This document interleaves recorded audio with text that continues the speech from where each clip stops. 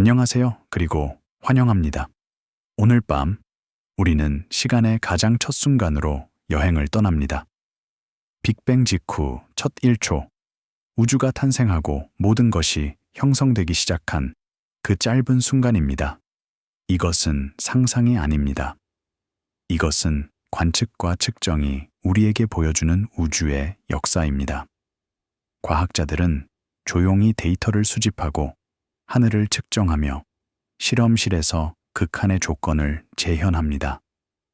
그들의 작업은 우리에게 우주의 첫 순간을 이해할 수 있는 창을 제공합니다.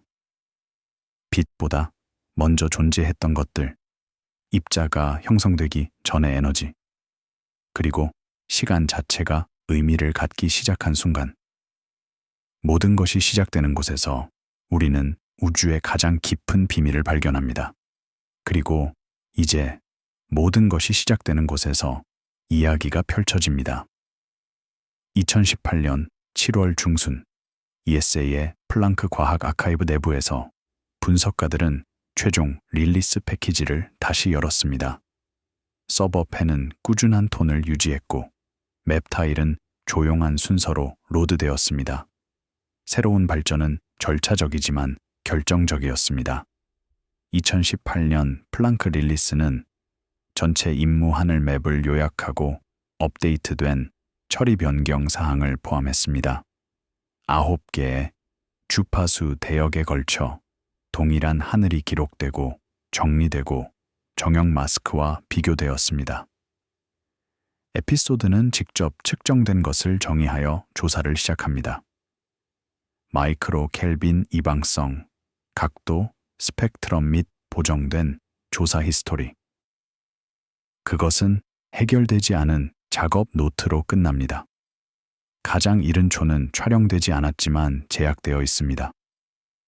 플랑크에 출판된 개요는 2009년 8월부터 2013년 10월까지 지속적인 하늘 스캐닝을 문서화했습니다. 릴리스 문서는 전체 하늘 맵에 대해 30에서 857GHz에 걸친 9개의 주파수 대역을 확인했습니다. 분석가들은 처리 업데이트 후 온도 및 편광 스펙트럼 특징이 일관되게 재생산되었음을 검증했습니다. 정형 분리 단계는 내부 로그에서 화장 개선이 아니라 증거 작업으로 취급되었습니다. 검토 프로세스는 편집 노트에서 측정된 하늘 구조를 추론된 초기 우주 매개 변수와 분리했습니다. ESA의 플랑크 임무팀은 여기에서 반복된 하늘 측정의 보관 관리인으로 나타납니다. 그들의 작업은 조사의 출발점이 날짜가 표시되고 보정된 기록이어야 하기 때문에 중요했습니다. 천문학 및 천체 물리학 출판 기록은 기기 대역, 검출기 및 최종 매개 변수 제품을 설명하는 검증 레이어 역할을 합니다. 이것은 다큐멘터리의 첫 1초, 주장이 문서화된 맵 출처와 연결되어야 하기 때문에 중요했습니다. 이 부분은 조사 방법을 확립합니다. 측정된 화석 필드로 시작한 다음 신중하게 뒤로 걸어갑니다. 기록은 초기 시간이 나중 빛을 통해 어떻게 액세스되는지, 제어된 빼기로 처리되는지 보여줍니다. 분석가들에게 분위기는 조용한 훈련입니다. 가장 중요한 행동은 수년간의 스캐닝에 걸친 일관성입니다. 많은 관찰자들에게 발견은 지속되는 모든 시스템 뒤에 있는 조용한 정밀함을 강조했습니다. 제어실의 화면은 부드러운 푸른 빛으로 빛났습니다. 각 모니터는 하늘의 다른 주파수 대역을 보여주었습니다. 이미지는 정적이었지만 그 뒤에는 수년간의 데이터 수집이 있었습니다. 플랑크 위성은 지구에서 150만 킬로미터 떨어진 라그랑주 포인트 L2에서 작동했습니다. 그곳에서 그것은 방해받지 않고 우주 마이크로파 배경을 관찰할 수 있었습니다. 라그랑주 포인트는 태양과 지구의 중력이 균형을 이루는 공간의 특별한 위치였습니다. 이 위치에서 위성은 최소한의 연료 소비로 안정적인 궤도를 유지할 수 있었습니다. 플랑크 위성은 약 4m 높이의 원통형 구조였습니다. 그것의 주요 특징은 거대한 태양 보호막이었습니다. 이 보호막을 태양, 지구 및 달로부터의 열 방사선을 차단했습니다. 보호막 아래에는 과학기기가 있었습니다. 이 기기들은 극도로 차가운 온도에서 작동했습니다. 일부 검출기는 0.1켈빈에 불과 몇 분의 1도 떨어진 온도로 냉각되었습니다. 이러한 극한 생각은 CMB의 희미한 신호를 감지하는 데 필요했습니다. 우주 마이크로파 배경, 즉 CMB는 빅뱅 이후 약 38만 년에 방출된 빛이었습니다. 그것은 우주 전체를 채웠고 모든 방향에서 거의 균일했습니다. 그러나 정밀한 측정은 작은 온도 변화를 드러났습니다. 이러한 변화는 마이크로켈빈 규모였습니다. 100만 분의 1 보였습니다. 그러나 그들은 매우 중요했습니다. 그들은 초기 우주의 밀도 변화를 나타냈습니다. 밀도가 약간 높은 영역은 약간 더 뜨거웠습니다. 밀도가 약간 낮은 영역은 약간 더 차가웠습니다. 분석가들은 이러한 온도 변화를 매핑하기 위해 수년을 보냈습니다. 그들은 우리 은하와 다른 정형 소스로부터의 오염을 제거해야 했습니다. 우리 은하는 자체 마이크로파 방사선을 방출했습니다. 먼지 입자는 열을 방출했습니다. 전자는 자기장에서 가속하면서 방사선을 방출했습니다.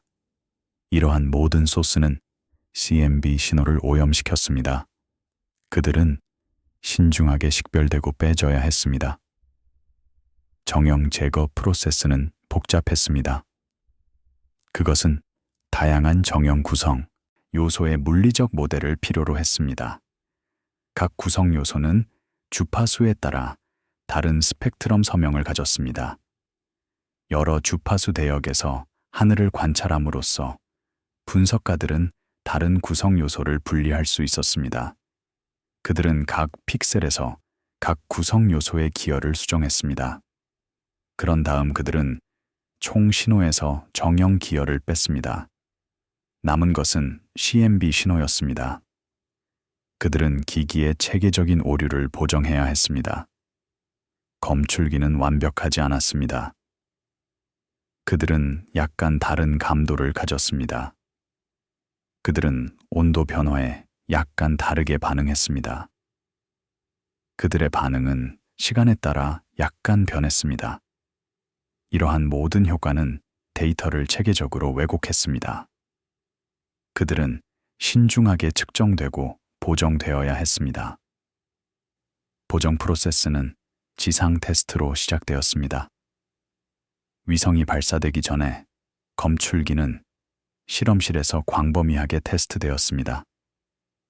그들의 반응은 알려진 신호로 측정되었습니다. 그들의 체계적인 오류는 특성화되었습니다. 이 정보는 비행 중 데이터를 보정하는 데 사용되었습니다.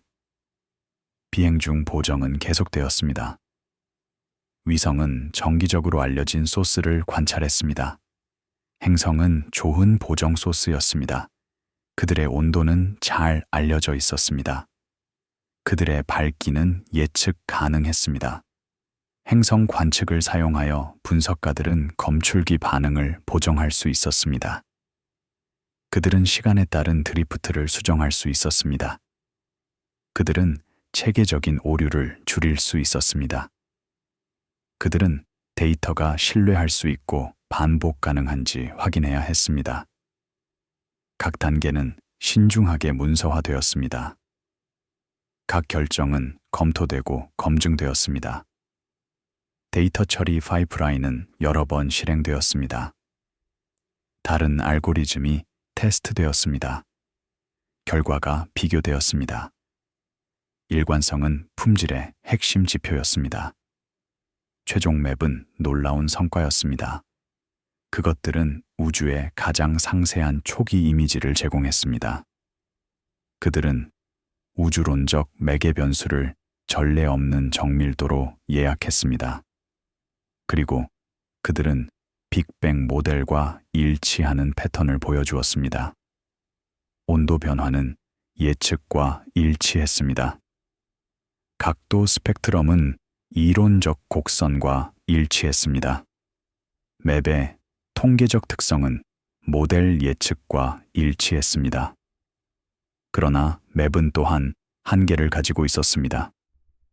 그들은 38만 년 후의 우주를 보여주었습니다. 그 이전의 모든 것은 간접적으로 추론되어야 했습니다. CMB는 광자가 자유롭게 여행할 수 있게 된 순간부터의 스냅샷이었습니다. 그 이전의 우주는 불투명했습니다. 광자는 물질과 지속적으로 상호 작용했습니다. 직접적인 관측은 불가능했습니다. 이 불투명 시대는 재결합이라고 불렸습니다. 그것은 전자와 양성자가 결합하여 중성수소 원자를 형성한 시기였습니다. 재결합 전에 우주는 전리된 플라즈마로 채워졌습니다. 자유전자와 양성자. 광자는 이러한 자유전자와 지속적으로 산란했습니다. 산란은 광자가 직선으로 멀리 여행하는 것을 막았습니다. 우주는 안개처럼 불투명했습니다. 재결합 후 전자는 원재 결합되었습니다. 광자는 더 이상 산란하지 않았습니다. 그들은 자유롭게 여행할 수 있었습니다. 우주는 투명해졌습니다. CMB 광자는 재결합 순간부터 우리에게 여행해 왔습니다. 그들은 138억 년 동안 여행했습니다. 그 시간 동안 우주는 팽창했습니다. 팽창은 광자의 파장을 들렸습니다. 그것은 그들의 에너지를 줄였습니다. 그것은 그들의 온도를 맞추었습니다. 오늘날 CMB의 온도는 약 2.728 켈빈입니다. 0.2하 270.42 도입니다. 그럼에도 불구하고 CMB는 중요한 정보를 제공했습니다. 온도 변화는 밀도 변화를 반영했습니다. 밀도 변화는 초기 우주의 조건을 반영했습니다. 그리고 초기 조건은 첫 1초 동안 일어난 일에 의해 형성되었습니다. 사슬은 걸었지만 끊어지지 않았습니다. 각 연결은 관측과 이론으로 검증될 수 있었습니다. 분석가들은 CMB 데이터를 사용하여 우주론적 매개 변수를 추출했습니다. 그들은 우주의 나이를 결정했습니다. 약 138억 년. 그들은 우주의 구성을 측정했습니다. 약 5%의 일반 물질, 27%의 암흑 물질, 68%의 암흑 에너지. 그들은 우주의 기하학을 확인했습니다. 평평하고 유클리드적이었습니다. 그들은 우주의 팽창률을 측정했습니다. 허블 상수는 약 67 킬로미터 매초, 매 메가파섹이었습니다. 이러한 매개 변수는 표준 우주론적 모델을 정의했습니다. 람다 CDM 모델이라고 불렸습니다. 람다는 암흑 에너지를 나타냈습니다. CDM은 차가운 암흑 물질을 나타냈습니다.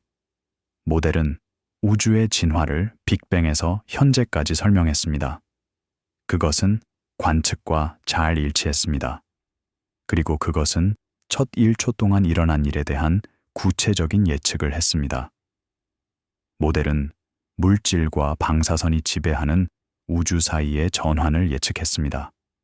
초기의 우주는 방사선 지배적이었습니다. 광자와 중성미자의 에너지 밀도는 물질의 에너지 밀도를 초과했습니다.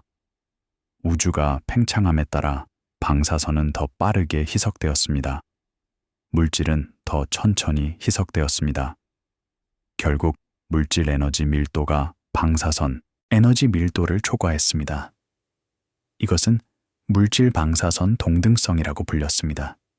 그것은 빅뱅 후 약 5만 년에 발생했습니다. 그러나 모델은 완벽하지 않았습니다. 일부 관측은 긴장을 보여주었습니다. 허블 상수, 즉 우주의 팽창률은 다른 방법을 사용하여 측정할 때 약간 다른 값을 주었습니다.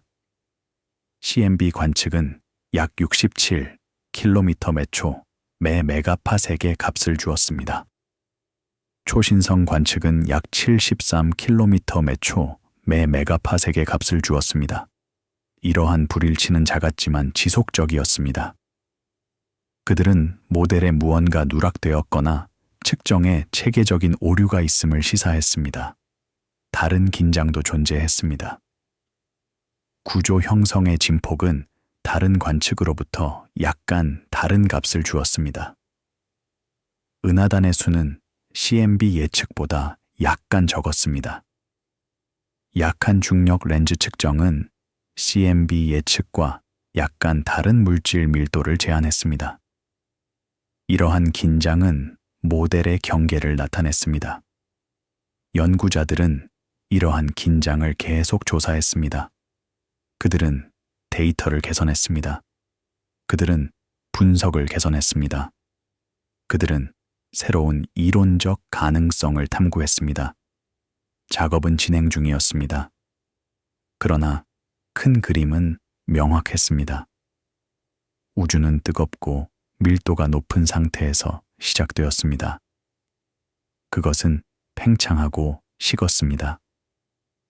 그리고 첫 1초 동안 가장 극적인 변화 중 일부가 발생했습니다. 보관실에서 분석가들은 계속 작업했습니다. 그들은 새로운 처리 기술을 적용했습니다. 그들은 정형 제거를 개선했습니다. 그들은 체계적인 오류를 줄였습니다. 각 개선은 우주론적 매개 변수의 불확실성을 줄였습니다. 각 개선은 초기 우주에 대한 이해를 날카롭게 했습니다. 프로세스는 느렸습니다. 그러나 그것은 누적되었습니다. 수개월과 수년에 걸쳐 맵은 점점 더 정밀해졌습니다. 문서는 조용한 조사의 성격을 강조했습니다. 극적인 발견은 없었습니다. 돌파구의 순간은 없었습니다. 단지 꾸준하고 체계적인 작업만 있었습니다. 데이터 수집, 분석 및 검증, 프로세스는 느렸습니다. 그러나 그것은 효과적이었습니다. 그것은 신뢰할 수 있는 결과를 생성했습니다. 과학의 진전은 종종 이런 방식으로 발생했습니다. 극적인 발견이 아니라 느리고 꾸준한 개선을 통해 맵 제약이 강화되면서 종사자들은 극한 온도에서의 물질로 관심을 돌렸습니다.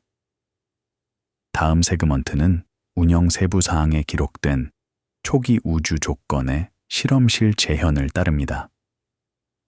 2012년 11월 CRN 실험홀에서 운영자들은 루틴 상태 화면을 통해 중이온 실행을 모니터링했습니다.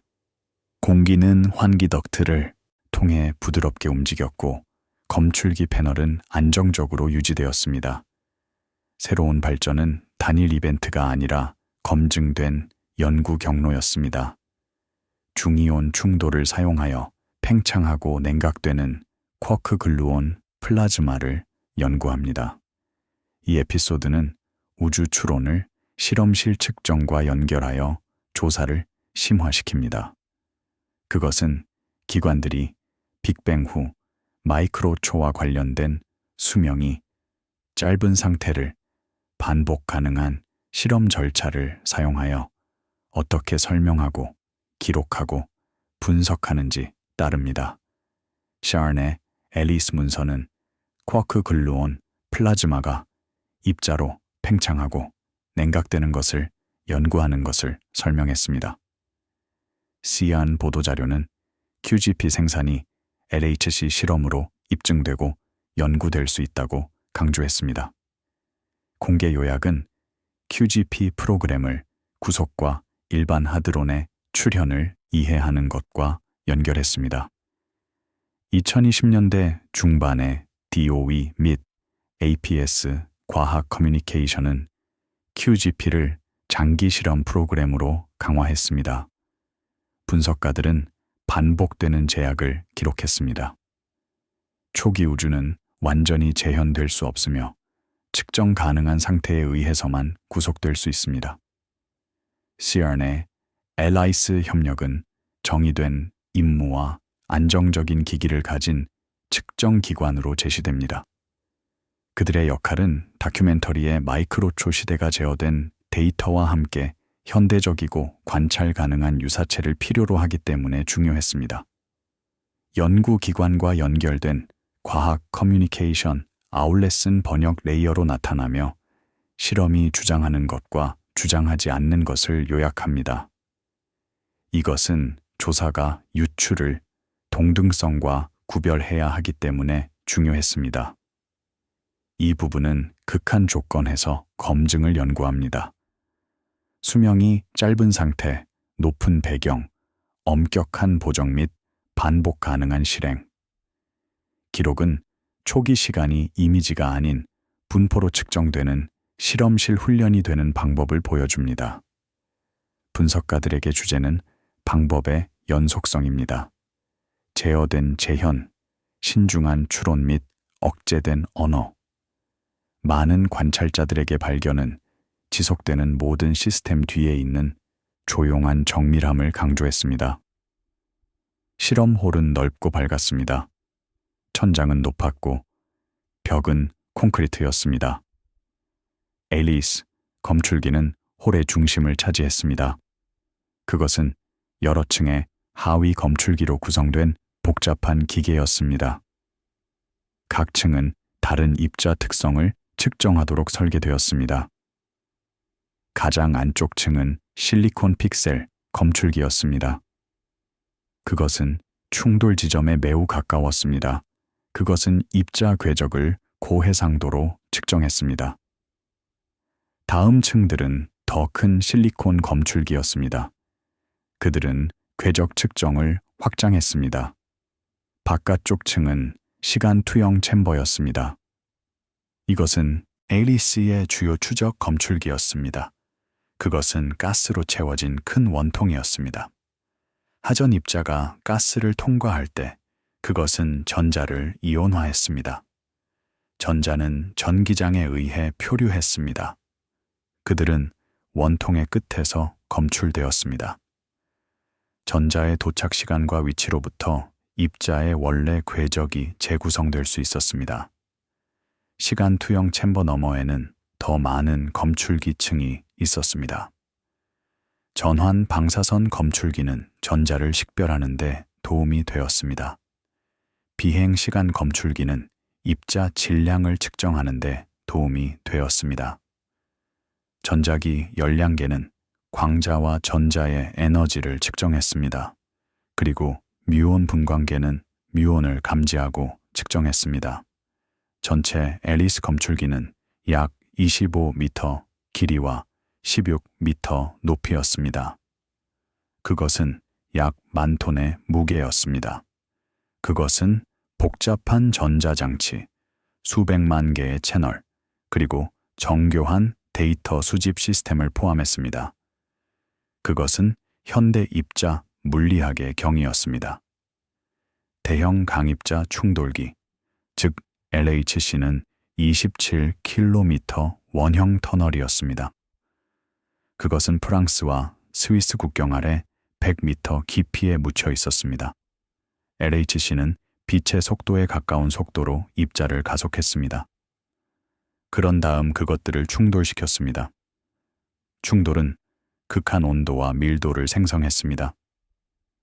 터널에는 초전도 자석의 2개의 링이 있었습니다. 각 링은 반대 방향으로 입자 빔을 안내했습니다. 4개의 지점에서 빔이 교차했습니다. 이것들이 충돌 지점이었습니다. ALIC는 이러한 충돌 지점 중 하나에 위치했습니다. 중이온 실행 동안 LHC는 양성자 대신 납이온을 가속했습니다. 납 원자핵은 200여 개의 양성자와 중성자를 포함했습니다. 그들이 충돌할 때 그들은 훨씬 더 큰 에너지 밀도를 생성했습니다. 온도는 수조도에 도달했습니다. 이것은 태양 중심보다 10만 배 더 뜨거웠습니다. 에너지 밀도는 일반 핵물질의 에너지 밀도보다 10배 이상 높았습니다. 이러한 극한 조건에서 물질은 새로운 상태로 전환되었습니다. 쿼크 글루온 플라스마. 일반 물질에서 쿼크는 양성자와 중성자 안에 구속되어 있습니다. 그들은 자유롭게 존재할 수 없습니다. 그들은 글루온에 의해 함께 유지됩니다. 글루온은 강한 힘을 매개하는 입자입니다. 양성자나 중성자를 끌어당기려고 하면 강한 힘이 증가합니다. 그것은 쿼크를 가둡니다. 이것은 구속이라고 불렸습니다. 그러나 QGP에서는 쿼크와 글루온이 구속되지 않았습니다. 그들은 플라즈마에서 자유롭게 움직였습니다. 구속은 깨졌습니다. 이것은 매우 높은 온도와 밀도에서만 발생했습니다. 빅뱅 후 1000마이크로초 동안 우주 전체가 이 뜨거운 밀도가 높은 플라즈마로 채워졌습니다. 그 당시 온도는 수조보였습니다. 에너지 밀도는 매우 높았습니다. 쿼크와 글루온의 의은 자유롭게 흘렀습니다. 우주가 팽창하고 식으면서 조건이 변했습니다. 온도가 떨어졌습니다. 에너지 밀도가 감소했습니다. 결국 약 150 MeV의 온도에서 쿼크와 글루온의 은 양성자와 중성자로 응축되었습니다. 이 전환은 구속이라고 불렸습니다. 그것은 QCD 전환이라고도 불렸습니다. QCD는 양자 세격학의 약자입니다. 강한 힘을 설명하는 이론. 에일리스 검출기는 이 플라즈마의 속성을 연구하도록 설계되었습니다. 그것은 충돌로부터 나오는 수천 개의 입자를 추적했습니다. 그것은 그들의 운동량을 측정했습니다. 그것은 그들의 정체를 식별했습니다. 데이터로부터 연구자들은 플라즈마의 온도, 밀도 및 점도를 추론할 수 있었습니다. 그들은 플라즈마가 어떻게 팽창하고 냉각되는지 연구할 수 있었습니다. 그들은 그것이 어떻게 양성자와 중성자로 응축되는지 관찰할 수 있었습니다. 측정은 도전적이었습니다. 플라즈마는 매우 짧은 시간 동안만 지속되었습니다. 약 10조분의 1초. 이것은 1 뒤에 23개의 연기 붙은 1초입니다. 그것은 상상할 수 없을 정도로 짧은 시간이었습니다. 그것은 매우 작은 볼륨에만 존재했습니다. 핵 크기보다 약간 더 컸습니다. 약 10 펨토미터. 펨토미터는 15분의 1 미터입니다. 그것은 원자보다 10만 배 더 짧았습니다. 그리고 그것은 다른 과정으로부터 많은 배경 신호를 생성했습니다. 각 충돌은 수천 개의 입자를 생성했습니다. 이러한 입자는 모든 방향으로 날아갔습니다. 그들은 검출기와 상호작용했습니다. 그들은 복잡한 신호 패턴을 생성했습니다. QGP로부터의 신호를 배경으로부터 분리하는 것은 어려웠습니다. 연구자들은 정교한 분석 기술을 사용했습니다. 그들은 통계적 방법을 사용하여 신호를 배경에서 분리했습니다. 그들은 이론적 모델을 사용하여 데이터를 해석했습니다. 그들은 다른 충돌, 에너지와 시스템을 비교했습니다. 각 단계는 플라즈마의 속성을 더 잘 이해하는 데 기여했습니다. 그들은 수년간의 데이터를 수집했습니다. 그들은 수백만 번의 충돌을 분석했습니다. 그들은 통계적 불확실성을 줄였습니다. 결과는 매력적이었습니다. QGP는 거의 완벽한 유체처럼 행동했습니다. 그것은 매우 낮은 점도를 가졌습니다. 점도는 유체가 흐름에 얼마나 저항하는지 측정합니다. 꿀은 높은 점도를 가지고 있습니다. 물은 낮은 점도를 가지고 있습니다. QGP의 점도는 물보다 훨씬 낮았습니다. 그것은 알려진 가장 완벽한 유체 중 하나였습니다. QGP는 교란에 빠르게 반응했습니다. 그것은 강한 집단 흐름을 보여주었습니다. 충돌이 약간 비중심적일 때 플라즈마는 타원형 모양을 가졌습니다. 압력 구배는 플라즈마를 더 구형 모양으로 팽창시켰습니다. 이 팽창은 입자의 타원형 흐름 패턴을 생성했습니다. 패턴은 측정되고 분석될 수 있었습니다. 그것은 플라즈마의 속성에 대한 정보를 제공했습니다. 그리고 그것은 예측 가능한 방식으로 집단적으로 흘렀습니다. 입자는 무작위로 방출되지 않았습니다. 그들은 상관된 패턴을 보여주었습니다.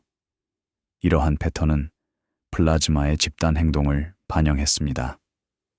그들은 플라즈마가 단순히 독립 입자의 집합이 아니라 강하게 상호작용하는 시스템이라는 것을 보여주었습니다. 이러한 속성은 이론적 예측과 일치했습니다. 격자 QCD 계산은 QCD 전환을 예측했습니다. 그들은 플라즈마가 매우 낮은 점도를 가질 것이라고 예측했습니다.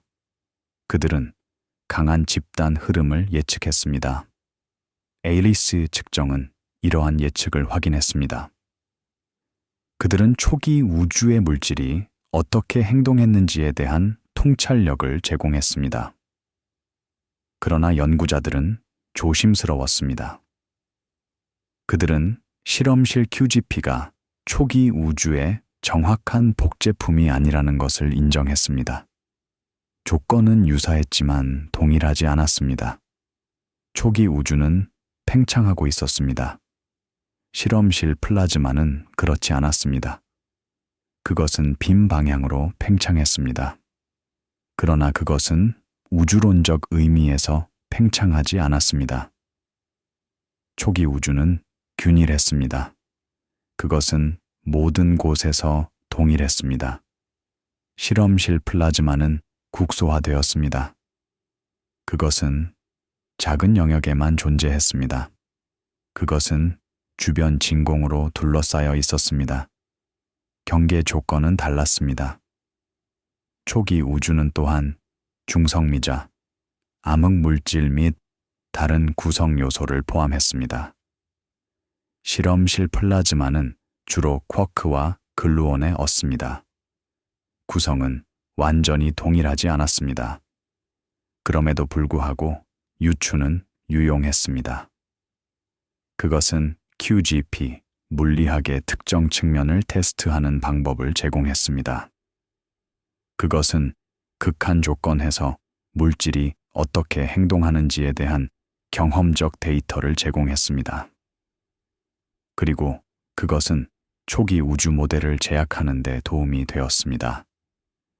연구자들은 실험실 측정을 사용하여 이론적 모델을 테스트할 수 있었습니다. 그들은 모델의 예측을 개선할 수 있었습니다. 그들은 초기 우주의 이해를 날카롭게 할 수 있었습니다. 문서는 이 연구의 방법론적 특성을 강조했습니다. 그것은 단일 실험이 아니었습니다. 그것은 지속적인 프로그램이었습니다. 수년에 걸쳐 많은 실행, 많은 분석 및 많은 출판물. 각 결과는 이전 작업을 기반으로 했습니다. 각 결과는 전체 그림에 기여했습니다. 과학적 진전은 누적되었습니다. 그것은 한 발짝 한 발짝 진행되었습니다. 운영자들은 루틴을 따랐습니다. 그들은 빔 상태를 모니터링했습니다. 빔은 안정적으로 유지되어야 했습니다. 그것은 정확하게 정렬되어야 했습니다. 작은 편차도 충돌 품질에 영향을 미칠 수 있었습니다. 운영자들은 빔 위치, 빔 크기 및 빔 강도를 지속적으로 확인했습니다. 그들은 검출기 성능을 확인했습니다. 모든 하위 검출기가 제대로 작동하고 있었습니까? 전자장치가 신호를 올바르게 읽고 있었습니까? 데이터 수집 시스템이 작동하고 있었습니까? 문제가 감지되면 즉시 해결되었습니다. 때로는 실행이 중단되어야 했습니다. 검출기가 수리되어야 했습니다. 그런 다음 실행이 재개되었습니다. 그들은 데이터 품질을 검증했습니다. 데이터가 의미가 있었습니까? 비정상적인 패턴이 있었습니까? 예상치 못한 신호가 있었습니까? 데이터 품질 모니터링은 지속적이었습니다. 그것은 문제가 조기에 포착되도록 보장했습니다. 그것은 수집된 데이터가 신뢰할 수 있도록 보장했습니다. 작업은 반복적이었지만 필수적이었습니다. 그것은 실험이 원활하게 실행되고 데이터가 신뢰할 수 있도록 보장했습니다. 운영자들은 전문가였습니다. 그들은 LHC와 ALIS 검출기를 자세히 알고 있었습니다. 그들의 기술과 헌신은 실험의 성공에 필수적이었습니다. 충돌기 결과가 뜨거운 물질 유사체를 확립하면서 조사자들은 1초 표시로 돌아갔습니다. 다음 세그먼트는 탈결합과 동결을 비율의 측정 가능한 교차로 따릅니다. 2014년 4월 지하 검출기 시설에서 기술자들은 안정적인 기기 로그와 노출 시간을 기록했습니다. 물 표면은 낮은 빛 아래에서 고요했고 판도값은 소리 없이 업데이트되었습니다. 이 부분의 새로운 발전은 정의적입니다. 중성미자 탈결합은 약한 상호작용 비율이 팽창 아래로 떨어질 때 발생하는 것으로 설명됩니다. 에피소드는 첫 1초를 장관이 아닌 임계값으로 표시하여 조사를 심화시킵니다. 그것은 공개 참조가 일관되게 탈결합을 약 1초 근처에 약 1 미비 배치하는 방법과 그것이 나중에 원소 형성에 왜 중요한지 따릅니다. 참조 요약은 약 1초에 약 1 MeV의 온도 근처에서 중성미자 탈결합을 설명했습니다. BBN 자료는 중성자 양성자 평형 반응이 약 0.7 MeV 근처 1초 근처에서 느려지고 동결된다고 문서화했습니다. 조사자들은 탈결합을 이미지가 아닌 비율로 정의된 곡선 교차로 취급했습니다. 검출기 홀의 운영 영상은 긴 통합과 희귀한 상호작용에 대한 시각적 은유로 사용되었습니다. 편집 노트는 일관된 표현을 요구했습니다. 타이밍에 대해서는 대략, 의미에 대해서는 제약. 참조기관과 교육 물리학 아카이브는 비율 비교를 통해 탈결합을 정의하는 표준화 앵커로 나타납니다. 그들의 역할은 조사가 교과서와 검토를 통해 살아남는 안정적인 정의를 필요로 하기 때문에 중요했습니다. 우주론 및 핵천체 물리학 커뮤니티는 1초 시대를 나중 풍부함과 연결하는 BBN 요약을 통해 나타납니다. 이것은 존재했던 것이 부분적으로 나중에 형성된 것에 의해 대답되기 때문에 중요했습니다. 이 부분은 첫 1초를 결합된 구성 요소와 자유, 스트리밍, 구성 요소 사이의 경계로 취급합니다. 기록은 상호작용 비율이 떨어지고 재고가 계산 가능한 종으로 안정화됨에 따라 우주가 어떻게 더 읽기 쉬워지는지 보여줍니다. 분석가들에게 분위기는 측정된 인내입니다. 가장 조용한 전환이 종종 가장 중요한 것입니다. 많은 관찰자들에게 발견은 지속되는 모든 시스템 뒤에 있는 조용한 정밀함을 강조했습니다. 검출기 홀은 조용했습니다. 벽은 두꺼운 암석이었습니다. 그들은 우주선을 걸러냈습니다. 우주선은 우주에서 오는 괴너지 입자였습니다. 그들은 지속적으로 지구를 폭격했습니다. 그들은 배경 신호를 생성했습니다. 지하 깊숙이 가면 이 배경이 크게 감소했습니다. 암석은 대부분의 우주선을 흡수했습니다. 오직 중성 미자만이 쉽게 통과할 수 있었습니다. 내부는 거대한 물 탱크였습니다. 5만 톤의 초순수. 물은 매우 조심스럽게 정화되었습니다. 그것은 불순물을 거의 포함하지 않았습니다. 그것은 매우 투명했습니다. 이것은 체렌코프 빛의 감지에 중요했습니다. 불순물은 빛을 흡수하거나 산란시킬 수 있었습니다. 순수한 물은 빛이 장거리를 여행할 수 있게 했습니다. 탱크의 벽은 광전자증 배관으로 줄지어 있었습니다. 약 11,000개의 PMT가 있었습니다. 각각은 직경이 약 50cm였습니다. 이 민감한 검출기는 가장 희미한 빛의 섬광을 포착할 수 있었습니다. PMT는 진공관이었습니다. 그들은 광전 효과를 사용했습니다. 광자가 감광 표면을 때리면 전자를 방출했습니다. 전자는 일련의 다이노드에 의해 가속되고 증폭되었습니다. 최종 신호는 측정 가능한 전기 펄스였습니다. 검출기는 중성미자를 찾기 위해 설계되었습니다. 중성미자는 유령 같은 입자였습니다. 그들은 질량이 거의 없었고 전하가 없었습니다. 그들은 물질과 매우 약하게 상호작용했습니다. 수조 개의 중성미자가 매초 지구를 통과했습니다. 그들 대부분은 아무것도 건드리지 않고 통과했습니다. 중성미자는 물질을 쉽게 통과할 수 있었습니다. 그들은 지구 전체를 통과할 수 있었습니다. 때때로 매우 드물게 중성미자가 물 분자와 충돌했습니다. 상호작용은 하전 입자를 생성했습니다. 전자, 뮤온 또는 타우. 입자의 유형은 중성미자의 맛에 달려 있었습니다. 세 가지 맛의 중성미자가 있었습니다.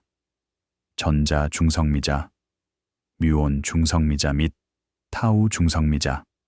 각각은 해당 하전 렙톤과 상호작용했습니다. 하전 입자는 물을 통해 빛의 속도보다 빠르게 이동했습니다. 이것은 물속의 빛의 속도이지 진공에서의 속도가 아니었습니다. 물에서 빛의 속도는 진공 속도의 약 4분의 3이었습니다. 괴너지 입자는 쉽게 이 임계값을 초과할 수 있었습니다. 입자가 이 임계값을 초과할 때 그것은 체렌코프 방사선을 방출했습니다. 희미한 푸른빛의 원뿔. 체렌코프 방사선은 초음속 폭발의 광학적 유사체였습니다. 비행기가 소리보다 빠르게 이동할 때 그것은 충격파를 생성했습니다. 소닉붐.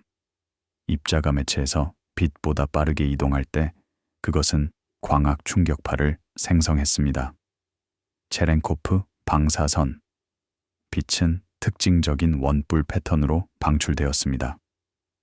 원뿔의 각도는 입자의 속도에 달려 있었습니다. 광전자증 배관은 이 빛을 감지했습니다.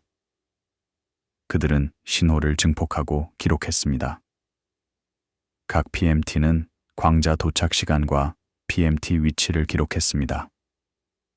많은 PMT로부터의 이 정보를 결합함으로써 분석가들은 원래 입자의 궤적을 재구성할 수 있었습니다. 그들은 입자의 방향을 결정할 수 있었습니다. 그들은 입자의 에너지를 추정할 수 있었습니다. 그리고 그들은 입자의 유형을 식별할 수 있었습니다. 분석가들은 데이터를 연구하여 원래 중성미자의 방향, 에너지 및 맛을 재구성했습니다. 프로세스는 복잡하고 통계적이었습니다. 그것은 많은 이벤트와 신중한 배경 빼기를 필요로 했습니다. 배경은 여러 소스에서 왔습니다. 대기 뮤온은 암석을 통과하고 검출기에 도달할 수 있었습니다. 방사성 붕괴는 탱크 자체에서 입자를 생성할 수 있었습니다. 이러한 모든 배경은 특성화되고 빼져야 했습니다. 중성미자는 초기 우주에서 중요한 역할을 했습니다. 빅뱅 직후 우주는 중성미자로 채워졌습니다. 그들은 다른 입자와 열평형 상태에 있었습니다. 그들은 약한 상호작용을 통해 지속적으로 생성되고 소멸되었습니다. 약한 상호작용은 4가지 기본 힘 중 하나였습니다. 그것은 중성미자, 전자 및 쿼크를 포함하는 프로세스를 지배했습니다. 초기 우주에서 약한 상호작용은 빠랐습니다. 밀도가 높고 온도가 높았기 때문입니다. 입자들은 자주 충돌했습니다. 중성미자는 지속적으로 전자 및 양전자와 상호 작용했습니다. 그들은 열평형을 유지했습니다. 그들의 온도는 광자의 온도와 같았습니다. 우주가 팽창하고 식으면서 중성미자 상호작용 비율이 감소했습니다. 밀도가 떨어졌습니다. 온도가 감소했습니다. 상호작용은 덜 빈번해졌습니다. 동시에 우주 팽창률, 즉 허블률도 변했습니다. 방사선 지배 시대의 허블률은 온도의 제곱에 비례했습니다. 결국 비율은 우주 팽창률 아래로 떨어졌습니다. 이 시점에서 중성미자는 탈결합했습니다. 그들은 더 이상 다른 입자와 상호작용하지 않았습니다. 그들은 자유롭게 흐르기 시작했습니다. 그들은 열평형에서 벗어났습니다. 그들의 분포는 동결되었습니다. 그들은 여전히 우주 팽창과 함께 실었습니다. 그러나 그들은 더 이상 다른 입자와 에너지를 교환하지 않았습니다. 탈결합은 약 1초 후에 발생했습니다. 온도는 약 1미브였습니다. 이것은 약 100억 도에 해당했습니다. 이 온도에서 약한 상호작용 비율은 허블 팽창률과 같았습니다. 비율이 더 낮아지면서 상호작용이 중단되었습니다. 탈결합은 갑작스러운 사건이 아니었습니다. 그것은 점진적인 전환이었습니다. 몇 분의 1초에 걸쳐 상호작용 비율은 팽창률 아래로 떨어졌습니다. 탈결합 후 중성미자는 계속 존재했지만 독립적으로 진화했습니다. 그들은 우주 팽창과 함께 실었습니다. 오늘날 그들은 우주 중성미자 배경을 형성합니다. 이 배경은 CMB와 유사하지만 중성미자로 구성되어 있습니다. 그것은 직접 감지된 적이 없습니다. 중성미자는 너무 약하게 상호작용하고 배경 중성미자는 너무 차갑습니다. 그들의 온도는 약 2켈빈입니다. CMB 온도의 약 4분의 3. 그러나 우주 중성미자 배경의 존재는 간접 증거에 의해 확인되었습니다. 우주론적 모델은 그것을 포함합니다. CMB 관측은 그 효과와 일치합니다. 그리고 빅뱅 핵합성 계산은 그것의 기여에 의존합니다. 중성미자 배경은 우주의 에너지 밀도에 기여했습니다. 그것은 팽창률에 영향을 미쳤습니다. 그리고 그것은 구조 형성에 영향을 미쳤습니다. 중성미자 탈결합과 동시에 또 다른 중요한 과정이 발생했습니다. 중성자 양성자 비율이 동결되었습니다. 초기 우주에서 중성자와 양성자는 약한 상호작용을 통해 서로 변환될 수 있었습니다. 이러한 반응은 열평형을 유지했습니다. 중성자 대 양성자의 비율은 온도에 의해 결정되었습니다. 높은 온도에서 비율은 거의 1이었습니다. 중성자와 양성자가 거의 같은 수만큼 있었습니다. 중성자는 양성자보다 약간 더 무거웠습니다. 질량 차이는 약 1.4 MeV였습니다. 이것은 약 0.1%였습니다. 작지만 중요한 차이였습니다. 온도가 이 질량 차이보다 훨씬 높을 때 비율은 거의 1이었습니다. 그러나 온도가 떨어지면 비율이 감소했습니다. 중성자는 더 무거웠기 때문에 덜 선호되었습니다. 우주가 식으면서 이러한 반응도 느려졌습니다. 약 0.7 미브에서 약 1초 후에 반응률이 팽창률 아래로 떨어졌습니다. 이 시점에서 중성자, 양성자 비율이 동결되었습니다. 그것은 약 1대 6이었습니다. 양성자 6개당 중성자 하나. 이 비율은 온도에 의해 결정되었습니다. 그것은 중성자와 양성자 사이의 질량 차이를 반영했습니다. 이 동결은 중요했습니다. 그것은 나중 핵합성 동안 형성될 수 있는 헬륨의 양을 결정했습니다. 중성자는 헬륨 형성에 필수적이었습니다. 각 헬륨 원자핵은 2개의 양성자와 2개의 중성자를 포함했습니다. 동결된 중성자 양성자 비율은 최종 헬륨 풍부도를 설정했습니다. 더 많은 중성자가 있으면 더 많은 헬륨이 형성될 것입니다. 더 적은 중성자가 있으면 더 적은 헬륨이 형성될 것입니다. 동결 후에도 중성자는 계속 붕괴했습니다. 자유중성자는 불안정했습니다. 그들은 약 10분의 반감기를 가졌습니다. 그들은 양성자, 전자 및 반중성미자로 붕괴했습니다. 붕괴는 약한 상호작용을 통해 발생했습니다. 중성자 안에 다운 쿼크가 업 쿼크로 변환되었습니다. 업 쿼크가 하나 더 있고 다운 쿼크가 하나 적으면 양성자가 되었습니다. 이 붕괴는 중성자 대 양성자 비율을 더욱 감소시켰습니다. 동결 시 비율은 1대 6이었습니다. 그러나 핵합성이 시작될 때까지 몇 분이 지났습니다. 그 시간 동안 일부 중성자가 붕괴했습니다. 핵합성 시작 시 비율은 약 1대 1이었습니다. 이것은 여전히 충분한 중성자가 상당한 양의 헬륨을 형성할 수 있도록 했습니다. 그러나 일부 중성자는 핵 안에 갇히기 전에 살아남았습니다. 빅뱅 핵합성 동안 그들은 양성자와 결합하여 중수소를 형성했습니다. 중수소는 헬륨과 다른 가벼운 원소로 더 반응했습니다. 이 과정은 오늘날 관측되는 헬륨, 중수소 및 리튬의 우주 풍부도를 생성했습니다. 문서는 탈결합과 동결을 조용한 전환으로 제시했습니다. 폭발이나 극적인 사건은 없었습니다. 단지 비율의 점진적인 교차만 있었습니다. 상호작용 비율이 팽창률 아래로 떨어졌을 때 결합이 중단되었습니다. 프로세스는 자연스럽고 불가피했습니다. 그것은 물리학 법칙의 결과였습니다. 약한 상호작용의 강도, 입자 질량 및 우주 팽창률. 이러한 전환은 우주의 진화를 표시했습니다.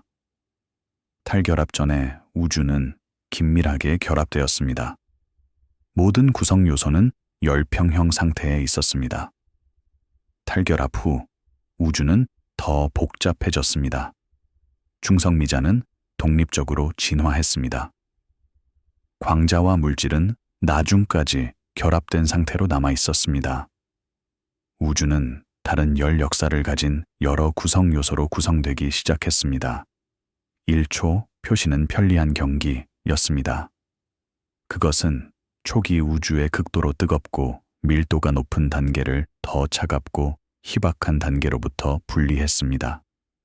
그것은 쿼크 시대를 하드론 시대로부터 분리했습니다. 그리고 그것은 약한 상호작용이 우주 팽창을 따라갈 수 있는 시간을 따라갈 수 없는 시간으로부터 분리했습니다. 1초 후 우주는 여전히 매우 뜨겁고 밀도가 높았습니다. 그러나 그것은 또한 더 단순했습니다. 주요 전환이 완료되었습니다. 무대는 다음 단계, 즉 빅뱅 핵 합성을 위해 설정되었습니다. 탈결합과 동결이 확립되면서 조사는 그러한 조건이 가능하게 하는 것을 따릅니다. 다음 세그먼트는 빅뱅 후 몇 분 안으로 이동하여 핵이 지속되기 시작합니다. 2012년 5월 우주론 강의 노트를 준비하는 작은 사무실에서 천문학자는 예측된 헬륨 수율을 표준 참조 곡선과 비교했습니다. 종이 페이지가 천천히 넘어갔고 연필이 MEV로 온도를 표시했습니다. 이 부분의 새로운 발전은 문서화된 순서입니다. BBN은 중수소가 광해리를 견딜 수 있게 되면 약 0.1 MeV 근처에서 진행됩니다. 이 에피소드는 첫 1초 후 몇 분이 어떻게 지속적인 증거를 남기는지 보여줌으로써 조사를 심화시킵니다. 그것은 1초 동결로부터 중수소 병목 현상 해제, 그리고 헬륨 생산까지의 절차적 사슬을 따릅니다. BBN 요약은 약 10초에서 약 20분까지 가벼운 원소 형성이 발생한다고 설명했습니다. 참조 텍스트는 임계값 이상의 광자 풍부도가 약 0.1 MeV 근처에서 떨어질 때 중수소 병목 현상이 해제된다고 설명했습니다. 조사자들은 약 0.7 MeV 근처의 이전 NP 동결을 나중 헬륨 분율 결과와 연결했습니다. 다큐멘터리는 풍부도, 플롯을 필드 증거로 취급하여 나중 스펙트럼이 어떻게 초기 조건을 제약하는지 보여주었습니다. PDG 검토는 숫자 표지판을 판본과 청중 전반에 걸쳐 일관되게 유지하는 데 사용되었습니다. 입자 데이터 그룹은 표준 숫자와 반응 논리를 안정적인 검토로 통합하는 종합기관으로 나타납니다. 그들의 역할은 다큐멘터리가 타이밍과 온도에 대한 보수적인 벤치마크를 요구하기 때문에 중요했습니다. 우주론 교육 및 연구 커뮤니티는 미시물리학을 관측 가능한 풍부도와 연결하는 널리 사용되는 BBN 요약을 통해 나타납니다. 이것은 첫 1초가 나중 생존자를 통해서만 테스트 가능하게 되기 때문에 중요했습니다. 이 부분은 초기 조건이 어떻게 화학의 첫 번째 제약을 통해 지속적인 기록이 되는지 보여줍니다. 발견은 임계값이 드라마를 만들지 않고 허가를 만드는 시스템을 드러냅니다. 중수소가 지속되고 헬륨이 축적될 수 있는 허가. 분석가들에게 그것은 검증이 종종 관심 사건보다 몇 분 늦게 도착한다는 것을 상기시킵니다. 많은 관찰자들에게 발견은 지속되는 모든 시스템 뒤에 있는 조용한 정밀함을 강조했습니다. 사무실은 조용했습니다. 책장은 교과서와 저널로 가득 차 있었습니다. 책상에는 종이, 계상이 및 컴퓨터가 있었습니다.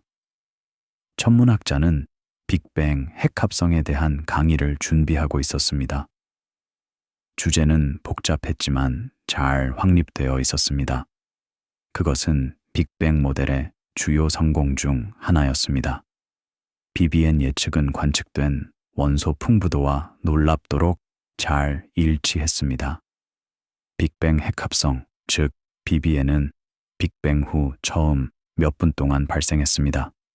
그것은 우주가 가벼운 원소를 생산한 시기였습니다. 수소, 헬륨, 중수소 및 리튬. 더 무거운 원소는 나중에 별 안에서 형성되었습니다. 그러나 이러한 가벼운 원소는 우주 자체에서 생산되었습니다. 이것은 놀라운 깨달음이었습니다. 그것은 우주가 한때 핵 반응에 적합한 조건을 가지고 있었음을 의미했습니다. 프로세스는 초기 조건에 의존했습니다. 중성자 양성자 비율, 우주의 온도 및 밀도, 그리고 팽창률. 이러한 조건은 어떤 핵 반응이 발생할 수 있는지, 어떤 원소가 형성될 수 있는지 결정했습니다. BBN 계산은 이러한 조건을 입력으로 사용하고 예상되는 원소 풍부도를 예측했습니다.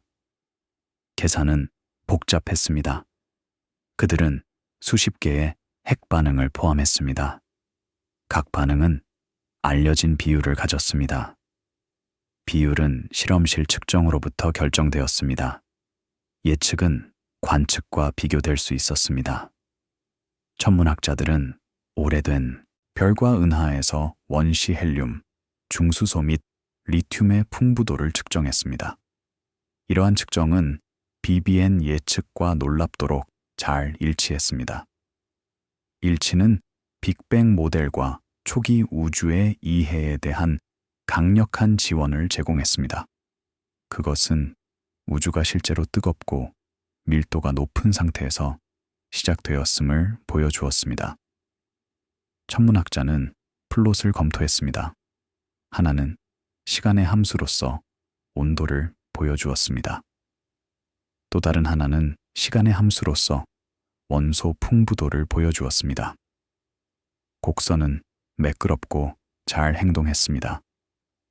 그들은 BBN의 물리학이 잘 이해되었음을 나타냈습니다. 주요 불확실성은 핵 반응률에 있었습니다. 그러나 이것들도 상당히 잘 알려져 있었습니다. 그들은 실험실에서 측정되었습니다. 핵심 병목 현상은 중수소였습니다. 중수소는 하나의 양성자와 하나의 중성자로 구성된 수소의 동위원소였습니다. 그것은 더 무거운 핵을 만들기 위한 필수 스태핑 스톤이었습니다. 중수소가 없으면 헬륨이 효율적으로 형성될 수 없었습니다. 그러나 중수소는 취약했습니다. 그것은 낮은 결합 에너지를 가졌습니다. 약 2.2 MeV. 이것은 많은 다른 핵에 비해 작았습니다. 뜨거운 초기 우주에서 괴너지 광자는 중수소 핵을 쉽게 광해리시킬 수 있었습니다. 광해리는 광자가 핵을 깨뜨리는 과정이었습니다. 광자가 2.2 MeV보다 높은 에너지를 가졌을 때 그것은 중수소를 양성자와 중성자로 분리할 수 있었습니다. 초기 우주에서 많은 광자가 이 에너지를 가졌습니다. 중수소는 형성되는 즉시 광헬이 되었습니다. 온도가 약 0.1 MeV 아래로 떨어질 때까지 중수소는 생존할 수 없었습니다. 이것은 약 9억 도에 해당했습니다. 이 온도 아래에서 광자는 중수소를 광해리시킬 수 있는 충분한 에너지를 가지지 않았습니다. 더 정확하게 충분히 높은 에너지를 가진 광자의 수가 크게 감소했습니다. 중수소 병목 현상이 해제되었습니다. 중수소 핵이 축적되기 시작했습니다. 중수소가 생존할 수 있게 되자 핵 반응이 빠르게 진행되었습니다. 중수소는 양성자 또는 중성자와 반응하여 헬륨3을 형성했습니다. 헬륨3은 2개의 양성자와 하나의 중성자를 포함했습니다. 그것은 안정적이었습니다. 헬륨3은 중성자와 반응하여 헬륨4를 형성했습니다. 헬륨4는 가장 안정적인 가벼운 핵이었습니다. 그것은 2개의 양성자와 2개의 중성자를 포함했습니다. 그것은 높은 결합 에너지를 가졌습니다.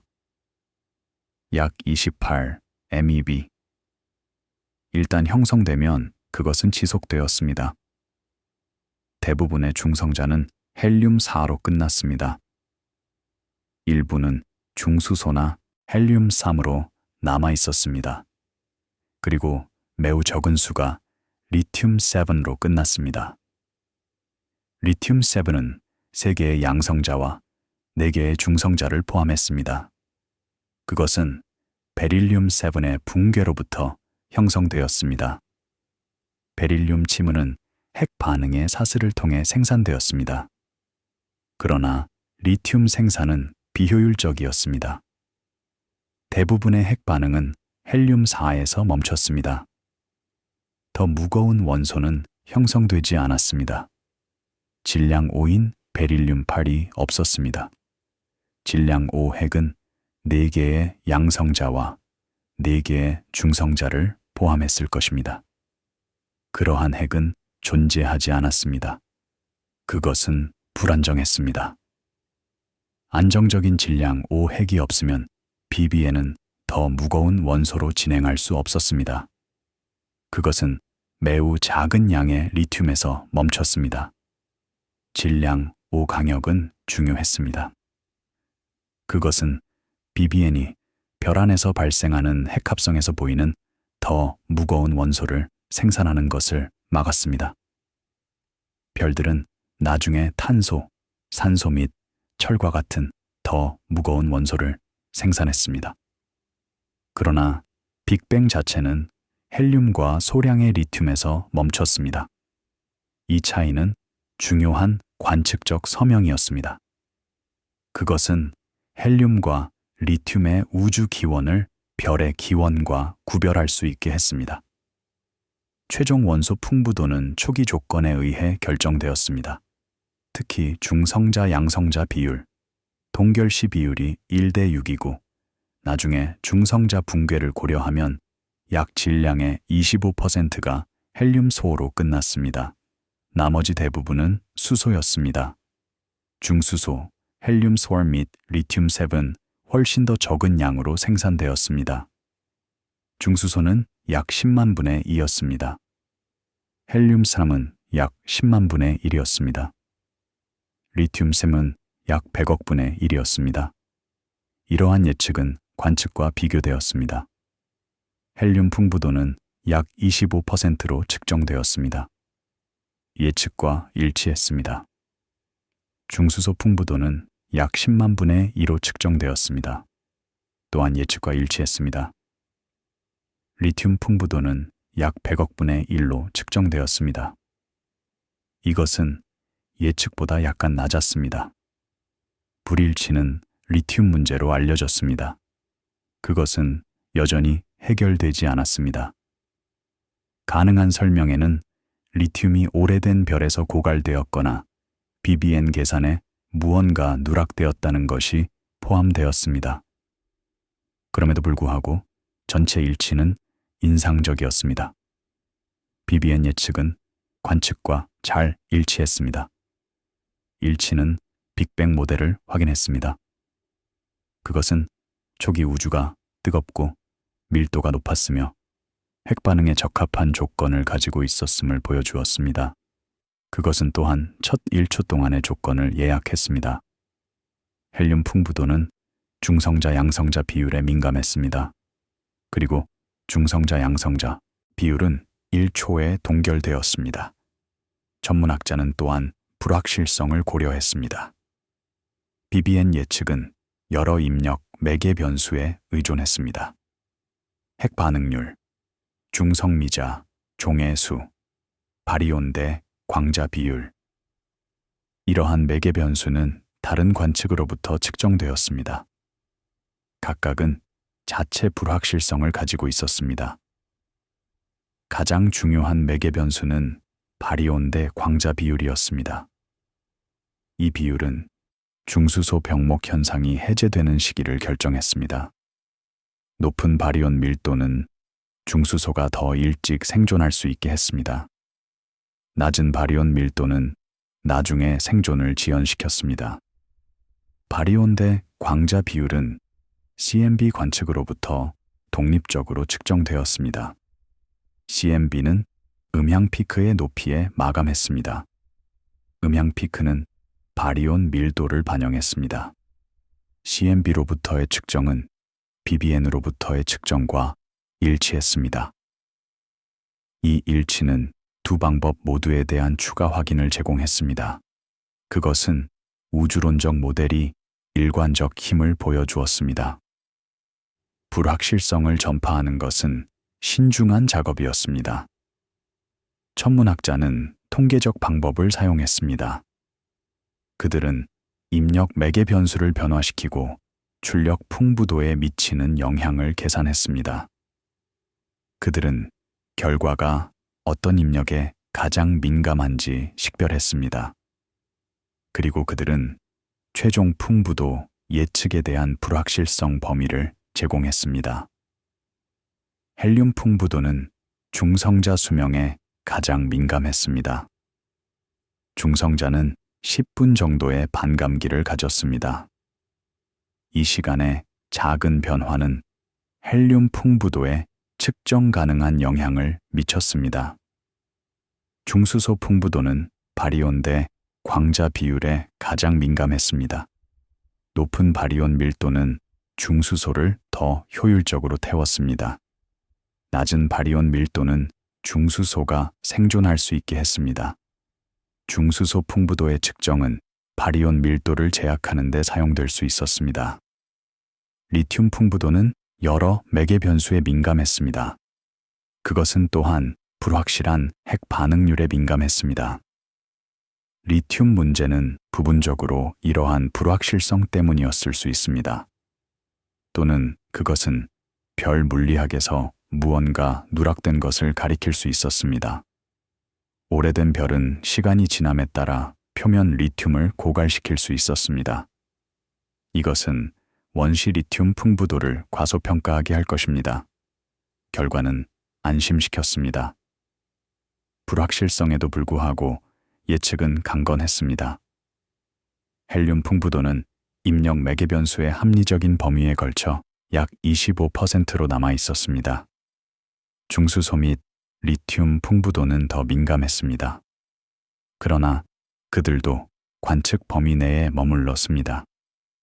BBN은 빅뱅 모델의 견고한 예측이었습니다. 문서는 BBN을 조용한 승리로 제시했습니다. 그것은 빅뱅 모델의 주요 예측 중 하나였습니다. 그리고 그것은 확인되었습니다. 예측된 원소 풍부도는 관측된 풍부도와 일치했습니다. 일치는 우주 모델이 올바른 방향으로 가고 있음을 보여주었습니다. 그것은 초기 우주의 조건이 잘 이해되었음을 보여주었습니다. BBN은 또한 초기 우주에 대한 창을 제공했습니다. 그것은 첫 몇 분 동안의 조건을 예약했습니다. 온도, 밀도 및 팽창률. 이러한 제약은 더 일찍 첫 1초까지 거슬러 올라갈 수 있었습니다. BBN 조건은 1초 조건의 산물이었습니다. 중성자, 양성자 비율이 동결되고 중성미자가 탈결합된 시간. 헬륨 풍부도를 측정함으로써 천문학자들은 1초의 온도를 추론할 수 있었습니다. 그들은 중성자, 양성자 동결을 제약할 수 있었습니다. 그들은 초기 우주 모델을 테스트할 수 있었습니다. 핵 형성이 문서화되면서 조사자들은 더 긴 증거 사슬로 돌아갔습니다. 다음 세그먼트는 하늘 아카이브와 충돌기 기록을 동일한 절차적 타임라인으로 가져옵니다. 2013년 10월, 플랑크의 스캐닝 단계가 끝나면서 임무 문서는 연속 조사 작업의 완료를 기록했습니다. 아카이브는 보정 노트 및 업데이트된 마스크와 함께 원시 및 처리된 제품을 보유했습니다. 이 마지막 부분의 새로운 발전은 통합적입니다. 보수적인 첫 1초 타임라인이 공개 기록으로부터 조립되며 각 임계값은 측정 가능한 프로그램과 연결됩니다. 이 에피소드는 기관들이 어떻게 과장을 피하는지 보여줌으로써 조사를 심화시킵니다. 그것은 플랑크 제약, 충돌기, 유사체 및 표준 초기 우주 벤치마크가 첫 1초에 차분하고 감사 가능한 서사로 어떻게 결합되는지 따릅니다. 플랑크의 개요는 아홉 대역 전체 하늘 매핑과 임무의 2009년부터 2013년까지의 연속 스캐닝 창을 문서화했습니다. 알리스 문서는 QGP 팽창 및 냉각 연구를 설명하며 이를 QCD의 구속 질문과 연결했습니다. 문헌의 QCD 전환 벤치마크는 구속 시대 타이밍을 약 12-5 제곱 초 근처에 약 150 MeV 주변에 표지판으로 배치했습니다. 중성미자 탈결합 참조는 1초 임계값을 약 1 MeV 근처에 명확한 비율 기반 정의와 함께 배치했습니다. BBN 참조는 중수소 생존을 약 0.1 MeV 근처에 고정시키고 지속적인 가벼운 원소 형성의 시작을 고정시켰습니다. 편집자들은 최종 규칙을 시행했습니다. 각 주장은 기기 기록 또는 표준 벤치마크를 가리켜야 합니다. ESA의 플랑크 임무와 그 출판 기록은 후기 우주가 초기 조건으로부터 여전히 운반하는 것을 정의하는 하늘 기반 제약 레이어를 제공했습니다. 그들의 작업은 그것이 상상된 장면이 아닌 관측된 필드에서 이야기를 고정시키기 때문에 중요했습니다. CERN의 LICE 협력은 초기 우주와 같은 물질이 제어된 측정 하에서 팽창하고 냉각되는 동안 연구되는 실험실 레이어를 제공했습니다. 이것은 첫 딜초에 대한 직접 액세스를 주장하지 않고 물리적 직관을 제공하기 때문에 중요했습니다. PDG 및 표준 우주론 검토와 같은 참조 기관은 커뮤니티 전반에 걸쳐 일관되게 사용되는 보수적인 표지판, 온도 및 시간을 제공했습니다. 그들의 역할은 다큐멘터리의 차분한 톤이 안정적이고 반복 가능한 숫자에 달려있기 때문에 중요했습니다. 이 마지막 부분은 첫 1초 서사가 조사 파일처럼 어떻게 구축되는지 보여줍니다. 맵 출처, 벤치마크 임계값 및 도메인 간 억제된 번역. 발견은 가장 빠른 변화가 가장 느린 관행, 즉 아카이브, 보정 및 검토를 통해 재구성되는 시스템을 드러냅니다. 분석가들에게 결론적인 통찰력은 절차적입니다. 깊은 시간은 각 단계가 감사 가능할 때만 신뢰할 수 있게 됩니다. 많은 관찰자들에게 발견은 지속되는 모든 시스템 뒤에 있는 조용한 정밀함을 강조했습니다. 아카이브실은 조용하고 서늘했습니다. 서버렉은 낮은 윙윙거림을 냈습니다. 화면은 데이터 파일, 처리 스크립트 및 문서를 표시했습니다. 플랑크 임무는 완료되었습니다. 위성은 더 이상 작동하지 않았습니다. 그러나 그것의 데이터는 남아 있었습니다. 보관되고 보정되고 미래 분석을 위해 준비되었습니다. 데이터는 과학적 유산이었습니다. 그것은 수십 년 동안 사용될 것입니다. 데이터는 방대했습니다. 수년간의 하늘 스캐닝, 수억 개의 측정, 9개의 주파수 대역, 온도와 편광. 각 데이터 포인트는 조심스럽게 처리되었습니다. 시스템 효과가 제거되었습니다. 정령 오염이 빠졌습니다. 결과는 깨끗한 CMB 맵이었습니다. 이러한 맵은 우주론의 미래 발전을 위한 기반을 제공했습니다. 이러한 맵은 여러 방법으로 사용되었습니다. 그들은 우주론적 매개 변수를 예약했습니다. 그들은 우주의 기하학을 테스트했습니다. 그들은 인플레이션 모델을 탐구했습니다. 그리고 그들은 초기 우주의 조건에 대한 정보를 제공했습니다. 각 사용은 우주의 이해를 진전시켰습니다. 각 사용은 빅뱅 모델을 개선했습니다. CMB 온도 변화는 초기 밀도 변화를 반영했습니다. 이러한 변화는 작았습니다. 약 10만 분의 1. 그러나 그들은 매우 중요했습니다. 그들은 우주가 균일하지 않았음을 보여주었습니다. 그것은 작은 밀도, 섭동을 가지고 있었습니다. 이러한 섭동은 나중에 은하와 은하단으로 성장했습니다. 섭동이 없으면 구조는 형성될 수 없었습니다. 우주는 영원히 균일하게 남아있을 것입니다. 섭동의 패턴은 예측 가능했습니다. 그들은 특정 통계적 특성을 따랐습니다. 각도 전력 스펙트럼은 일련의 음향 피크를 보여주었습니다. 이러한 피크는 초기 우주의 음파에 해당했습니다. 광자 바리온, 플라즈마의 진동. 재결합 전에 광자와 바리온은 긴밀하게 결합되었습니다. 그들은 밀도, 섭동에 반응하여 진동했습니다. 이러한 진동은 CMB에 각인되었습니다. 피크의 위치와 높이는 우주론적 매개 변수에 달려 있었습니다.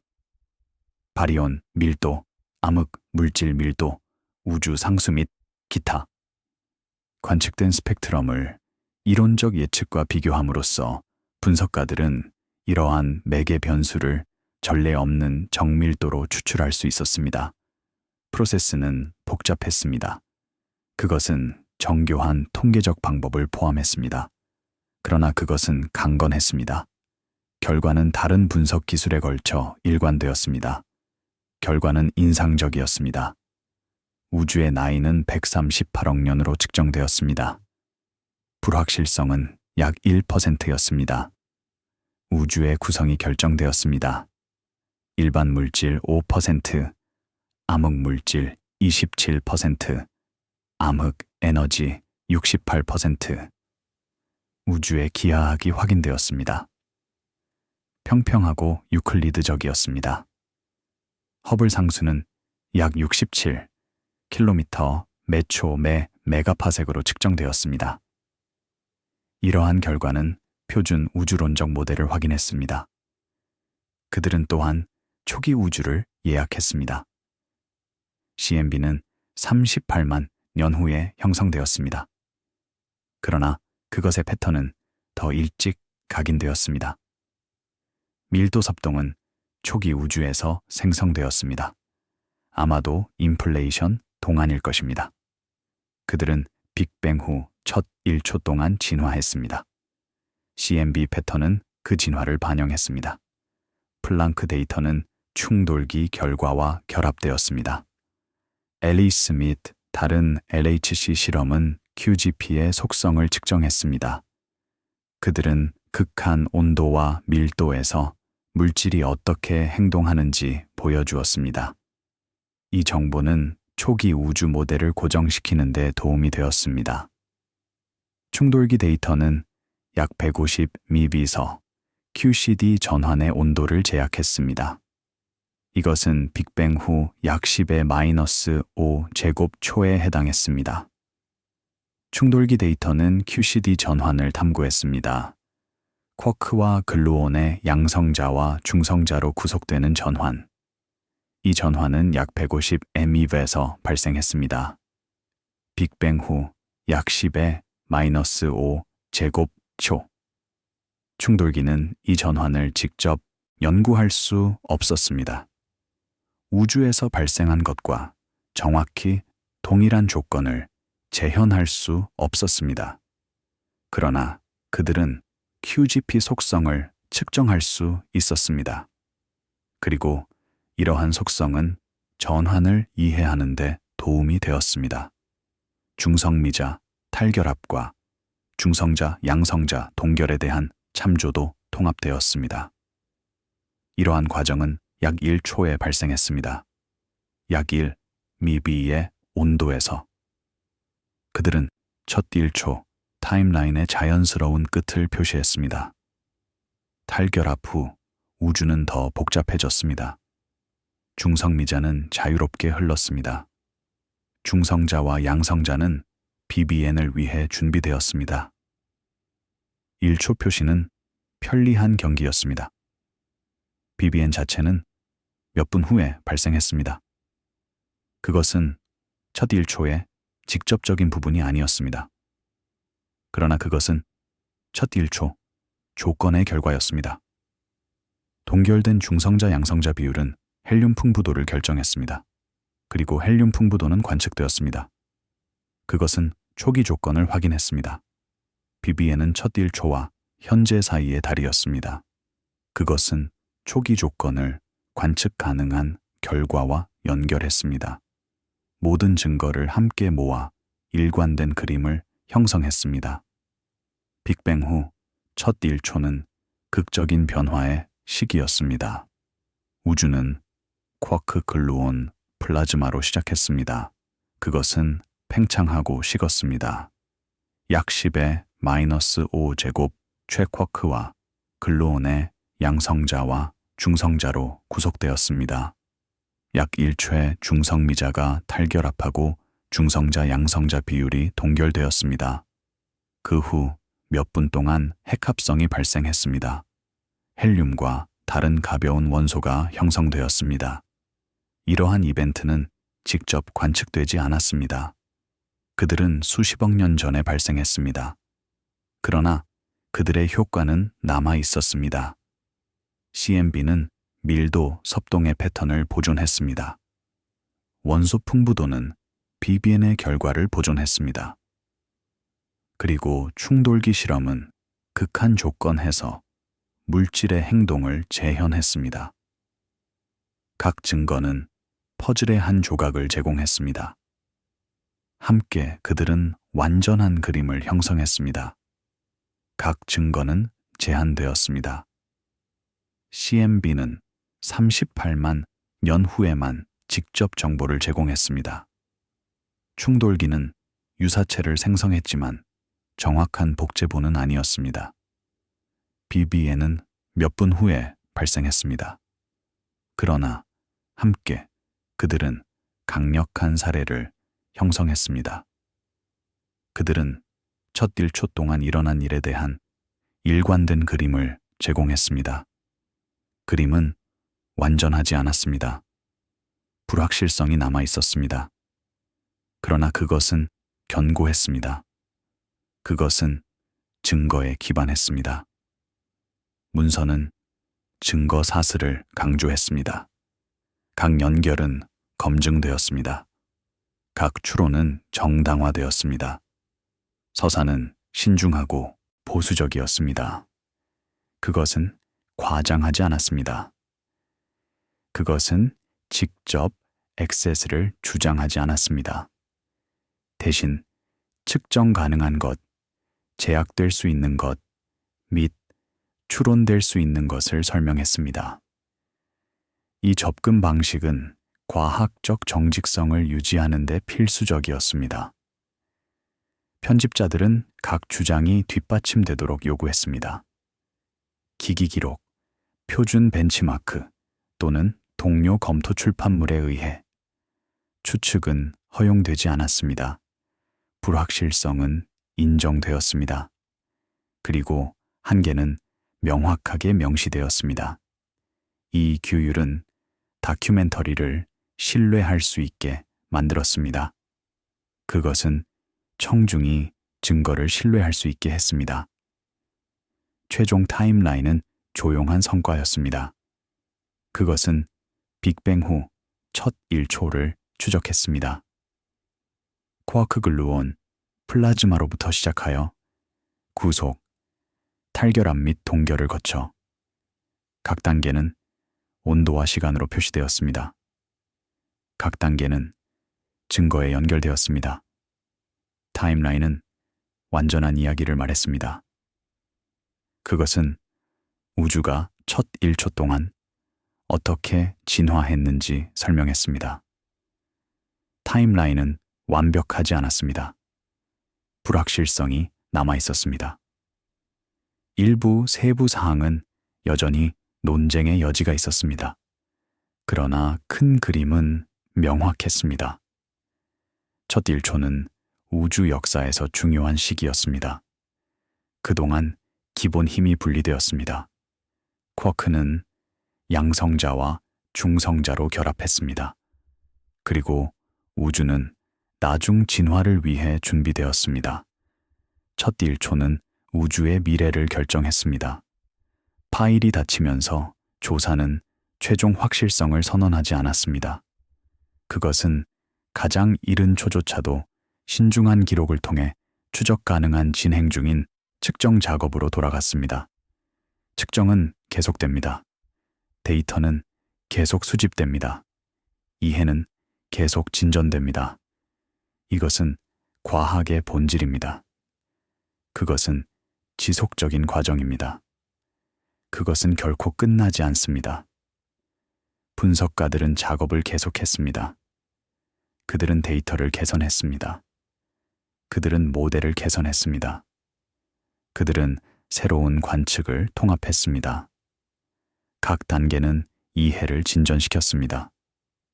각 단계는 그림을 날카롭게 했습니다. 과학은 누적적입니다. 각 세대는 이전 세대를 기반으로 합니다. 각 발견은 다음을 가능하게 합니다. 첫 1초는 여전히 미스터리를 보유하고 있었습니다.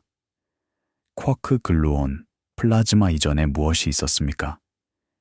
기본 힘은 어떻게 분리되었습니다. 인플레이션이 일어났습니까? 이러한 질문은 여전히 연구 중이었습니다. 그들은 빅뱅 모델의 경계를 나타냈습니다. 그들은 미래 연구를 위한 도전이었습니다. 그러나 첫 1초 자체는 잘 이해되었습니다. 주요 사건이 알려졌습니다. 온도와 시간이 예약되었습니다. 증거는 강력했습니다. 그리고 서사는 신뢰할 수 있었습니다. 과학은 첫 1초를 재구성하는 놀라운 일을 해냈습니다. 그것은 관측, 실험 및 이론을 결합했습니다. 그것은 역사의 창을 제공했습니다. 문서는 조용한 결론으로 마무리되었습니다. 첫 1초는 극적인 변화의 시기였습니다. 그러나 그것은 조용한 측정과 신중한 분석을 통해 이해되었습니다. 증거는 CMB 맵, 충돌기 데이터 및 원소 풍부도에서 나왔습니다. 각각은 퍼즐의 한 조각을 제공했습니다. 함께 그들은 일관된 그림을 형성했습니다. 함께 그들은 일관된 그림을 형성했습니다. 빅뱅 후 첫 1초 동안 우주는 변했습니다. 그것은 쿼크 글루온 플라즈마에서 양성자와 중성자의 우주로 전환했습니다. 기본 힘이 분리되었습니다. 입자가 탈결합했습니다. 그리고 나중 진화를 위한 무대가 설정되었습니다. 이것은 첫 1초의 이야기였습니다. 측정과 추론의 이야기, 현재의 증거로부터 재구성된 역사, 조용하지만 심오한 시간, 우주가 형성된 시간, 그리고 그 형성에서 우리는 우리 자신의 기원을 봅니다. 우주의 첫 1초는 우리를 만든 시간이었습니다. 그것은 우리를 구성하는 입자를 생성했습니다. 그것은 우리를 둘러싼 원소를 형성했습니다. 그리고 그것은 우리가 살고 있는 우주를 설정했습니다. 이 깨달음은 겸손하게 합니다. 우리는 빅뱅의 재산입니다. 우리는 그 첫 1초의 선물입니다. 우리의 존재는 그 순간 동안 일어난 과정과 연결되어 있습니다. 우리는 우주의 일부입니다. 그리고 우주는 우리의 일부입니다. 문서는 이 연결을 강조했습니다. 그것은 첫 1초를 단순히 추상적인 물리학의 문제로 제시하지 않았습니다. 그것을 우리 자신의 역사로 제시했습니다. 우리가 어디서 왔는지에 대한 이야기, 우리를 가능하게 한 사건에 대한 이야기, 그리고 그 이야기에서 우리는 깊은 시간의 힘을 봅니다. 빅뱅 이후 138억 년, 그 시간 동안 우주는 진화했습니다. 그것은 뜨겁고 밀도가 높은 플라즘에서 별, 은하 및 생명의 우주로 성장했습니다. 각 단계는 이전 단계를 기반으로 했습니다. 각 단계는 다음 단계를 가능하게 했습니다. 첫 1초는 이 사슬의 첫 번째 링크였습니다. 그것은 모든 것이 시작된 곳이었습니다. 그것은 기초가 놓인 곳이었습니다. 그리고 그 구조로부터 우주 전체가 성장했습니다. 조용히 우주는 자신의 역사를 기록합니다. CMB에서 원소 풍부도에서 우리 자신의 존재에서 각 기록은 과거에 대한 단서를 제공합니다. 각 기록은 첫 1초를 이해하는 데 도움이 됩니다. 그리고 그 이해에서 우리는 우리 자신의 위치를 봅니다. 우리는 관찰자입니다. 우리는 측정자입니다. 우리는 이야기꾼입니다. 우리는 우주가 자신을 이해하는 방법입니다. 첫 1초는 먼 과거입니다. 그러나 그것은 우리와 관련이 있습니다. 그것은 우리를 만들었습니다. 그것은 우리를 형성했습니다. 그리고 그것은 우리에게 우리의 이야기를 말합니다. 그 이야기에서 우리는 변화의 아름다움을 봅니다. 진화의 힘을 봅니다. 물리학의 지속을 봅니다. 우주는 변합니다. 그러나 그것은 끝나지 않습니다. 그것은 단지 새로운 형태를 취합니다. 그리고 이러한 형태에서 우리는 생명을 발견합니다. 우리는 의식을 발견합니다. 우리는 이해를 발견합니다. 빅뱅 후 138억 년, 우주는 우리를 생산했습니다. 그리고 우리는 우주를 연구합니다. 이 순환은 아름답습니다. 그것은 심오합니다. 그것은 겸손하게 합니다. 우리는 우주의 일부입니다. 우리는 그 진화의 산물입니다. 그리고 우리는 그것의 이야기를 말할 책임이 있습니다. 빅뱅 직후 첫 1초에는 무엇이 있었습니까? 변화가 있었습니다. 진화가 있었습니다. 형성이 있었습니다. 그리고 그 형성으로부터 모든 것이 나왔습니다. 조용히 측정을 통해 신중한 분석을 통해 우리는 그 순간을 이해합니다. 우리는 그것의 물리학을 재구성합니다. 우리는 그것의 타임라인을 제약합니다. 그리고 우리는 그것의 이야기를 말합니다. 이것이 첫 1초의 유산입니다. 극적인 사건이 아닙니다. 그러나 조용한 변화, 폭발이 아닙니다. 그러나 진화, 미스터리가 아닙니다. 그러나 이해. 그리고 그 이해에서 우리는 우리 자신을 봅니다. 우리는 우리의 기원을 봅니다. 우리는 우리의 연결을 봅니다. 우주는 우리를 만들었습니다. 그리고 우리는 우주를 이해합니다. 이것으로 충분합니다. 이것이 첫 1초의 교훈입니다. 변화가 아닙니다. 그러나 연속성, 끝이 아닙니다. 그러나 시작, 미스터리가 아닙니다. 그러나 지식, 조용히 천천히, 그러나 확실하게 우리는 우주를 이해합니다. 한 번에 하나의 측정, 한 번에 하나의 관측, 한 번에 하나의 이야기. 그리고 그 이야기들에서 우주는 계속됩니다. 읽을 수 있고 알 수 있으며 이해할 수 있습니다. 측정을 통해, 증거를 통해, 조용한 작업을 통해 빅뱅 직후 첫 1초는 우주 역사에서 중요한 순간이었습니다. 그것은 변화와 형성의 시간이었습니다. 그리고 그 변화로부터 모든 것이 흘러나왔습니다. 별들, 은하들, 생명, 그리고 우리 자신. 조용히 우리는 그 순간을 기억합니다. 우리는 그것을 연구합니다. 우리는 그것을 이해합니다. 그리고 그것을 이해함으로써 우리는 우리 자신을 이해합니다. 이것이 빅뱅 직후 첫 1초의 진정한 의미입니다. 물리학의 교훈이 아닙니다. 그러나 연결의 교훈, 역사의 교훈이 아닙니다. 그러나 현재의 교훈, 과거의 교훈이 아닙니다. 그러나 미래의 교훈, 우주는 계속됩니다. 그것은 진화합니다. 그것은 변합니다. 그리고 그 변화에서 우리는 아름다움을 봅니다. 우리는 의미를 봅니다. 우리는 우리 자신을 봅니다. 조용히, 천천히, 그러나 끊임없이 우주는 자신의 이야기를 말합니다. 그리고 우리는 듣습니다. 편안히 주무시고 부드럽게 꿈꾸세요. 안녕히 주무세요.